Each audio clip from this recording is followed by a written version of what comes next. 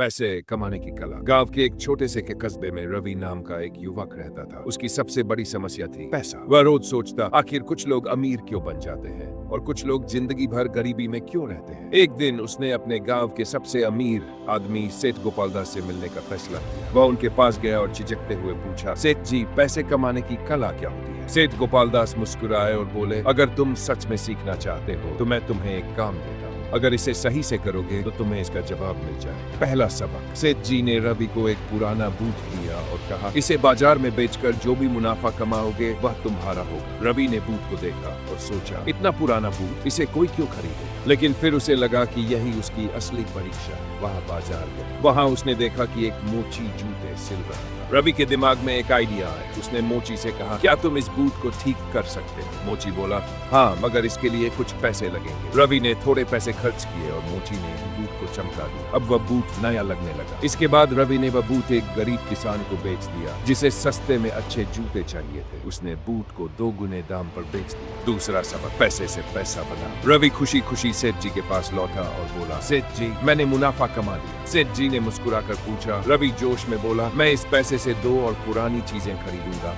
उन्हें नया बनाकर बेचूंगा। उसने ऐसा ही किया। वह पुराने सामान खरीदता, उन्हें सुधारता और ज्यादा दाम में बेचता। धीरे धीरे उसने ये कला सीख ली कि कैसे पैसे से पैसा बनाया जाता है। तीसरा सबक, मेहनत और स्मार्ट वर्क का मेल। कुछ महीनों में रवि ने एक छोटी सी दुकान खोल दी। अब वह सिर्फ चीजें बेचता ही नहीं था, बल्कि खुद उन्हें बनाने लगा। कुछ सालों में उसकी खुद की फैक्ट्री भी खुल गई। और फिर रवि, जो कभी पैसों के लिए परेशान रहता था, गांव के सबसे अमीर लोगों में से एक बन गया। सीख, पैसे कमाने की कला क्या है? 1, अवसर को पहचानना। जो चीज बेकार लगती है उसमें भी पैसा छिपा हो सकता है। 2, पैसे से पैसा बनाना सीखो। जितना कमाओ उसे सही जगह लगाओ।